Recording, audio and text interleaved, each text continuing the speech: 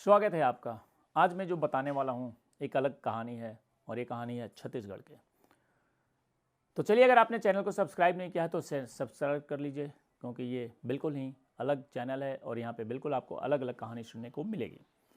छत्तीसगढ़ के जिला बलौदाबाजार के थाना पलारी के गाँव छोरकापुर के रहने वाला भकला का बेटा सुमेर आवारा दोस्तों के साथ रह रहकर काफ़ी बिगड़ गया था।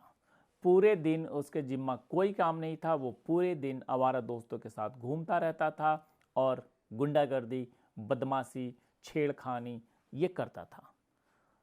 वह गांव की बहू बेटियों पर भी बुरी नज़र रखने लगा था। तो भकला ने उसकी शादी पड़ोस के गांव में रहने वाली तोप बाई से कर दी। भकला का सोचना था कि पत्नी की जिम्मेवारी आते ही बेटा अपने आप सुधर जाएगा। और ये सिर्फ भकला के ही नहीं, ये सबकी सोच होती है कि अगर जिम्मेवारी कुछ आ जाएगा तो शायद ये सुधर जाए। और इसी सोच से भकला की शादी हो जाती है। परिणाम लेकिन बिल्कुल उल्टा हुआ। सबने ये सोचा कि वो सुधर जाएगा, लेकिन वो सुधरा नहीं।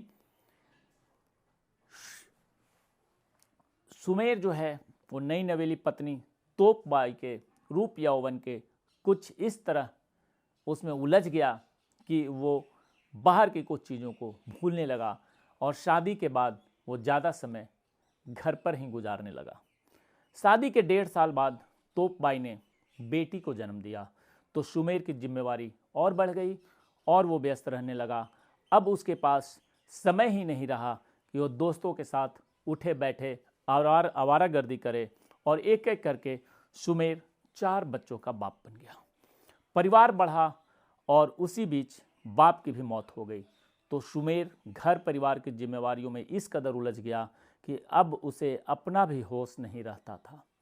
इसके बावजूद जवानी की बिगड़ी अन्य आदतें भले ही सुधर गई थी, लेकिन पीने पिलाने की आदत उसकी नहीं सुधरी थी, जस की तस बनी हुई थी। जबकि अब उसके बच्चे भी बड़े हो रहे थे। उसकी बड़ी बेटी हेमलता 18 साल की हो गई थी। सुमेर के घर से कुछ दूरी पर शंतनु यादव का घर था। उसका दूध का कारोबार था, इसलिए उसके बेटे नरसिंह यादव और शेरा का मन पढ़ाई में नहीं लगा। तो उसकी पढ़ाई छुड़ाकर शंतनु ने उसे अपना साथ दूध के कारोबार में लगा लिया था। उसका एक बेटा और था जो रायपुर चला गया था और वहाँ किसी कंपनी में वो नौकरी करने लगा। उसके जाने के बाद उसे शेरा का ही सहारा रह गया था। एक ही गांव होने की वजह से सुमेर और शेरा में अच्छी पटती थी। इस वजह से दोनों को एक दूसरे के घर आना माफ़ कीजिएगा, आना जाना भी था। वैसे तो दोनों की उम्र में 5-6 साल का अंतर था, लेकिन उनकी आदतें काफ़ी हद तक मिलती जुलती थी, इसलिए दोनों में पटरी खाने लगी। सुमेर भी खाने पीने वाला आदमी था और शेरा भी। अक्सर दोनों की शामें एक साथ गुजरती थी। दोस्त की पत्नी होने की वजह से शेरा तोप बाई को भाभी कहता था और इस रिश्ते की आड़ में दोनों के बीच हंसी मजाक भी खूब होता था। उनका यह मजाक कभी कभी मर्यादा भी लांघ जा रहा था। 4 साल पहले की बात है, गर्मी के दिन थे। शेरा अपनी भैंसों को नहलाने के लिए रोजाना दोपहर को गांव के दक्षिण में जयसवाल आटा मिल से थोड़ी दूर स्थित एक तालाब पर ले जाता था। उस दिन शेरा ने अपनी भैंसों को पानी में उतारा ही था कि उसकी नज़र तालाब के दूसरे घाट पर नहा रही तोप बाई पर पड़ गई। वह साड़ी उतारकर सिर्फ पेटीकोट और ब्लाउज में नहा रही थी। शेरा ने सोचा तोप बाई उसे देखकर या तो पानी में बैठ जाएगी या निकलकर साड़ी लपेट लेगी, लेकिन जब उसने ऐसा कुछ नहीं किया तो शेरा की आंखों में चमक आ गई।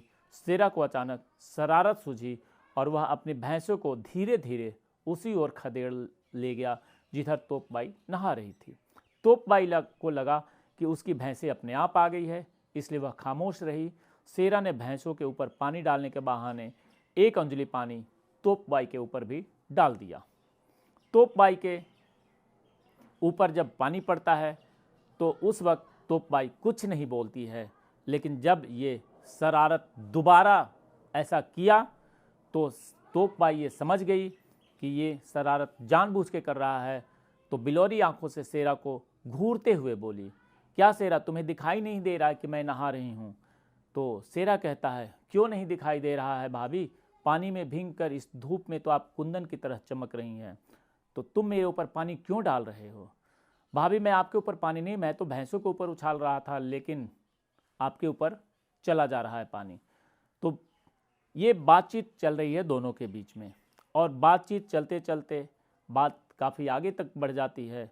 और उसके बाद भाभी ने, तोप बाई ने निमंत्रण दे दिया कि कभी घर पर मिलो। इसके बाद बात ख़त्म हो गई। लेकिन शेरा का जब भी सामना होता तोप बाई से, तो शेरा अभिवादन करके यह कहना नहीं भूलता कि भाभी कब आऊँ आपके घर पे। इस बीच गांव में छत्तीसगढ़ी नाच गाने का प्रोग्राम बना। जिस दिन नाच गाना होना था, सुबह शेरा तोप बाई के दरवाजे से गुजरा तो आंगन में बैठी तोप बाई उसे दिखाई दे दी। दरवाजे के पास से ही उसने कहा, राम राम भाभी जी, क्या हालचाल है? तो कह रही है कि तुम भी अजीब सवाल कर रहे हो, देख नहीं रहे हो अकेले बैठी हूँ। ये देखते ही दोनों के मन में शरारत, काफ़ी हलचल होती है और शेरा का वह दिन बड़ी मुश्किल से बीतता है। रात 10 बजे के बाद नाच गाना शुरू हुआ तो तोप बाई ने सुमेर से कहा, चलो नाच देखने नहीं चलोगे क्या? तुझे नाच देखने का बड़ा शौक है तो तू जा, अभी मेरा मन नहीं है, नाच पूरी रात चलेगी, मन होगा तो आ जाऊंगा, ऐसा सुमेर ने कहा। तोप बाई तो यही चाहती थी कि सुमेर ना आए, इसलिए वह तुरंत निकल गई और थोड़ी ही देर में वो शेरा से मिलने चली गई और शेरा को खोजने लगी। शेरा भी उसे ही खोज रहा था, इसलिए उन्हें मिलने में देर नहीं लगी और मिलते ही शेरा उसे गांव के बाहर बने स्कूल में ले गया।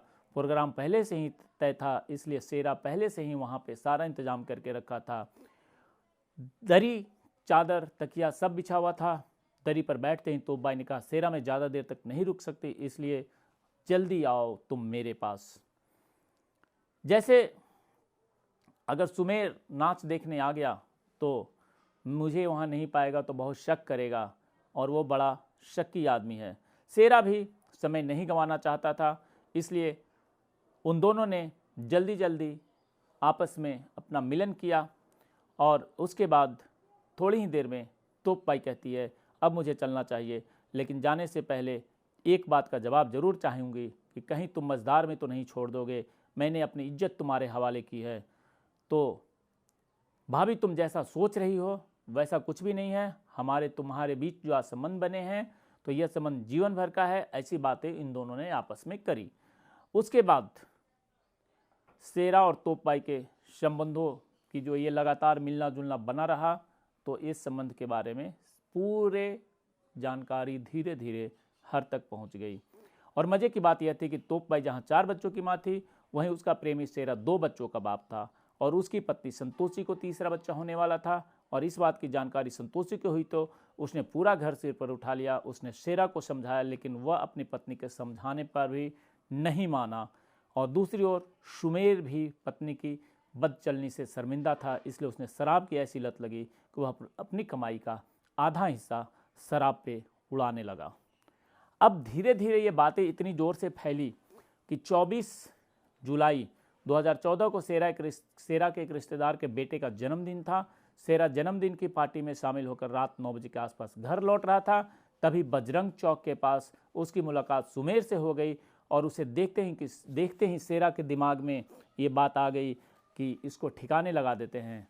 और उसने उसके पास जा कर के कहा, सुमेर भाई, लगता है आजकल आप मुझसे नाराज़ चल रहे हैं, इसलिए मेरे साथ बैठ कर के खाते पीते नहीं हो, बहुत दिन के बाद मिले हैं, चलो एक एक पैग हो जाए। सुमेर शराब पिए हुए था, लेकिन उसके शराब की कमजोरी बन चुकी थी, वो लगातार शराब पीता था, इसलिए वो मना नहीं किया। और शेरा ने उसे अपनी मोटरसाइकिल पर बिठाया। रात के 10 बज रहे थे और उसे जंगल की तरफ ले गया। वहाँ शराब की एक बोतल, खाने का कुछ सामान खरीदा और ख़रीद करके लौट गया। लेकिन रास्ते में ही खोरसी नाला के पास उसने मोटरसाइकिल रोक दी और ठीक ठाक जगह तलाश करके वहाँ पे उन लोगों ने शराब पी। और शराब पीने के बाद उन दोनों के बीच थोड़ी बकझक होती है और उस बकझक होने के बाद शेरा ने सुमेर के पास जा कर के दोनों हाथ से उसकी गर्दन दबोच ली और उसे दबाने लगा। सुमेर पर नशा इस कदर हावी था कि वो विरोध नहीं कर सका।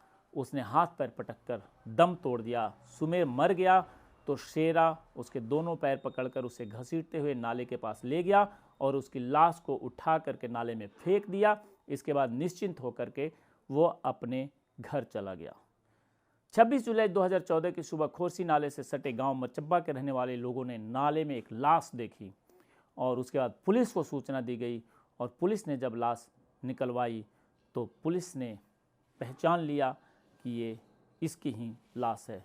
उसके बाद चारों तरफ हंगामा मच गया, रोना पीटना चालू हो गया और सुमेर की हत्या का खुलासा पुलिस ने बाद में जब जांच के बाद किया तो ये बात निकल कर के आई कि सुमेर की हत्या अज्ञात लोगों की जगह शेरा और तोपबाई इन दोनों ने मिलकर के किया है और इन दोनों को इस केस में नामजद कर अदालत में पेश किया गया, जहां से उन्हें जेल में भेज दिया गया है। तोपबाई को जहां रायपुर की जेल में रखा गया है, वहीं शेरा को बलौदा बाजार जिला जेल में भेज दिया गया है। जय हिंद, जय भारत।